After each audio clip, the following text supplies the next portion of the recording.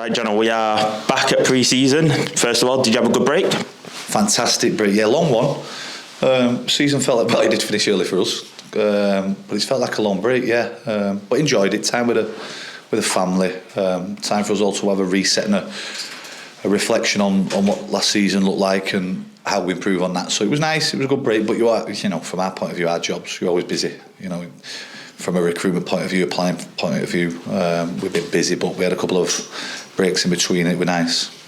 Yeah, it's one of them, like, you talk about a good break. Is it good to be back though, see the lads, see the rest of your staff, get used to these new players, new faces?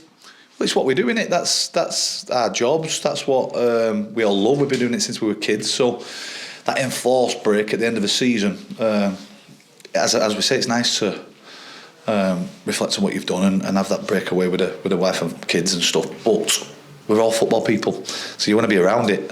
So getting together at the club, having a pint, having a chat before the serious stuff kicks in, just talking footy is nice. Obviously, we've made quite a few signings. Well, not as many as we've released, but we've made quite a few signings. So getting all that type of stuff ironed out. Obviously, a lot of them signings were already targeted through the back end of the season, so it's not like the season ends and then you go, right, who we're going to bring in. So they were precision hit targets that we've got done.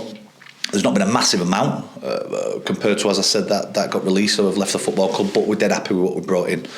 So that kept us busy, meeting up, making sure things were right. We've had offers from other clubs for players that we have kept. But we feel we're in a good position from our point of view in terms of probably areas on the pitch that we lacked last season.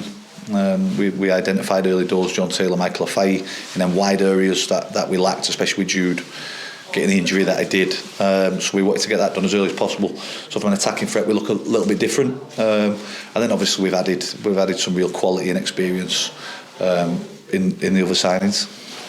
Looking at them, obviously you've had a few sessions to see them, not really in a game scenario. What have you made of them, these new faces, on this training pitch? I think I've talked to you in the past about how myself and Byrne tried to recruit. So if you look at the new signings, whether it be John Taylor, Callum McFadzean, Rio Clegg, they're all linked. It's dead important to us that in fact, they're probably the only one I can think of that probably isn't is Michael Afai. But he's somebody that we targeted 2 years ago when he was at Avro before he got his move to Rochdale. So, but they're all linked. They've all played with each other in the past. Whether it be John Taylor, David Ball, they've all either played against each other, with each other, so they all know each other. They're all come into an environment where there's no strangers. And not to say that that's a bad way of working, but when you've got a group of lads that already know each other, what they're all about. Dan Gardner and Lewis Maynard are the best mates off the pitch. They come into here, it's like they've always been here. So from a chemistry point of view, it makes it much easier. But we've got a brilliant group anyway. So when they come in here, the first thing you see is everyone shaking hands, hugging, having a joke. There's no quietness. There's no one in the corner on their own. That's not the way we work and ever have been. It looks like we've had this squad for 2 or 3 years already. So it's been good to see them all mixing from a social point of view. But then when you see them on the ball, when you see them on the pitch, the quality that they brought is staggering. And it's really important to say that we always use things like experience, but words like experience with the level they've been at their ages and stuff, but from a standards point of view, it's gone through the roof. And that just raises everybody else's. And even if you look back 12 months ago to pre-season, we didn't have George Glendon in the building then. We didn't have Danny Greenfield in the building then. So on top of the new lads, we've got another pre-season with probably 2 or 3 lads that we signed during last season that were arguably our better performing players. So you add that to the mix as well, and it looks really strong. I was going to say, on paper, it looks like a better pre-season start than what it did last campaign. Yeah, well, listen, I used the word before about reflect. We reflected on last season. We reflect on what we did last summer in terms of recruitment. Not getting the players that we brought in wrong, but more, did we bring the right quality in as well? And the answer to that's probably no. But we was very loyal to the group that won us promotion and the way that they did it. We felt like everyone deserved an opportunity. And we've had to make some tough decisions at the end of last season, because as good as the season was before, and as much as we've celebrated those little wins in terms of staying up, obviously we want to push on. So there were players in there that we felt had better to be moved on, not just for us but for their careers as well. They've provided unbelievable service for this football club, and they move on with our best wishes. But when we've then identified replacements. It was all about quality. And as I said, the lads that have come in so far have shone so bright from a technical point of view, not really got into the tactical stuff, but from a standard point of view, outstanding. I was going to say, we've mentioned it before, where you're not just signing good players, you want to sign good people, good characters for the dressing room. You're saying that they're all fitting in well with the groups there. Is there any more faces that you expect to come in, or maybe in talks of coming in? Yeah, they've got to be good lads. You've got to have good eggs. Far too often you hear stories about lads that don't fit in with the culture of what you've already created. Listen, I wouldn't be in football if I didn't enjoy what I did. It's all about winning, it's all about on the pitch, it's all about satisfying the fans. But from my point of view, I would enjoy being around the people that I work with every day, or every few days with us being part-time. And we want to get better. So the right players come available. We're still talking to another couple of lads. Everyone's aware of that within the group. There's no surprises, because from a standard point of view, we want to push everybody. So we're still in talks with a couple more. We've got a fantastic, as we keep saying, a group of younger players that are on the periphery of the squad that'll probably go out and get game time, loans at a good level. Everyone's got to step up now from a progress point of view.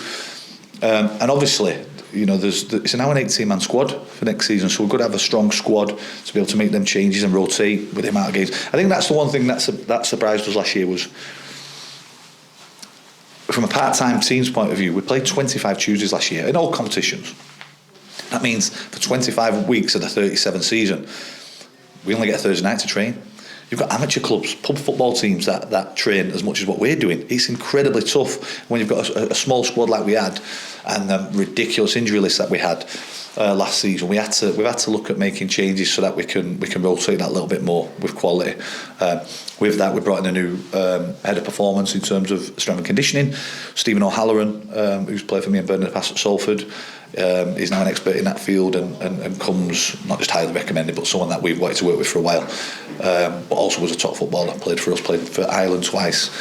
And he's I talk about standards, he's brought a real sort of different level of standards from that point of view, from a fitness and a conditioning point of view. So we look forward to working with him, and the rest of the staff's the same as last year, but everyone's had to lift the standards now. So we're always looking to add quality people to the group. We never stop trying to do that. But also we're aware that we're already on paper. It's not played on paper, but on paper we're looking strong. Obviously, we're filming this now before we're playing the first pre-season game. Obviously, this coming Tuesday. What are you thinking ahead of that in terms of what you're expecting out of the lads? Well, the first couple of games we've got Avro on Tuesday, which we play. I think we play most pre-seasons at their place. As a curtain raiser, will be 45 minutes. Same applies on Saturday at Squires Gate, and obviously then we've got Crewe on Tuesday, which we'll think about that next weekend once we've got them first two games out of the way. And then we've got the Isle of Man trip, so it's just getting lads introduced back into football. We've had a tough session again this morning, but then we don't see them till Tuesday night, so it's all about recovering from today. Same as Avro. Avro will play or train today, whatever it is they're doing. Then, my point of view, listen, results don't matter pre-season. I don't care less. When I was younger, it was all try and win as many games as you can. Now we want to see certain aspects of what we're working on in training come out in the games, starting Tuesday night. But we're playing against a good side, and every friendly that we've got is there for a specific reason, from a tactical point of view, but also from a physical point of view about getting the right amount of minutes in all the players. So looking forward to Tuesday. It's been a long time since we had a game of football, but it's more sort of to reintroduce the lads on the ball. And last but not least, words for the fans to expect. Well, say what we can expect from us this season, but words for them anyway. Well, we all set expectations and goals. Listen, there's 24 teams in our league, and all 24 at this moment in time think they can win the league, because we're all not points. We've all got the dreams and aspirations of where we want to be and what we want to do. There's 7 full-time sides in this league, and there's 2 hybrid sides. So I think both hybrid sides train 3 mornings a week. That's 9 teams. They should finish in the top 9 places. The rest of the teams, 15 clubs who are scratching about, should then be finishing from 9th down to 24th. We want to finish as high as we can from the part-time sides. That's our aim. But from our point of view, it's just about progression. It's about sustaining what we did last season, becoming a National League North club. I've used these clubs as examples in the past. Your Chorleys, Kurts and Ashtons, for part-time football clubs that have come through the leagues over the last decade. and maintain their status at this level, but also pushed on at this level, and that's what we want to become. It's hard at this level of football. What you saw last season was, I think Rushall and Warrington Town both struggled in their second season at this level after doing well the year before and ended up getting relegated. Needham Market came up like we did, smashed the link, got relegated. In reality, we staved off relegation back in early March, and it was quite comfortable in the end. But it doesn't paint a pretty picture when you're finishing fifth bottom. So from our point of view, bad progression, but doing it in a good way, in a fun way, that the supporters who've been unreal since we've come in can come out and tell everyone about what a good side they get to watch every Saturday. That's what it is for us. I think we'll shock a few this year. If I'm honest with you, I think we'll do really well. But we're also under no illusions. I'm not going to stand here and say we're going to win the league, because there's some massive football clubs at this level with massive ambitions of their own that have maybe underachieved in the past that might, push on this season. So from our point of view, we'll just do what we do, like we do every week. Put the quality we've got in there now. The lads that were here from last season now know about the level, and we'll really push on.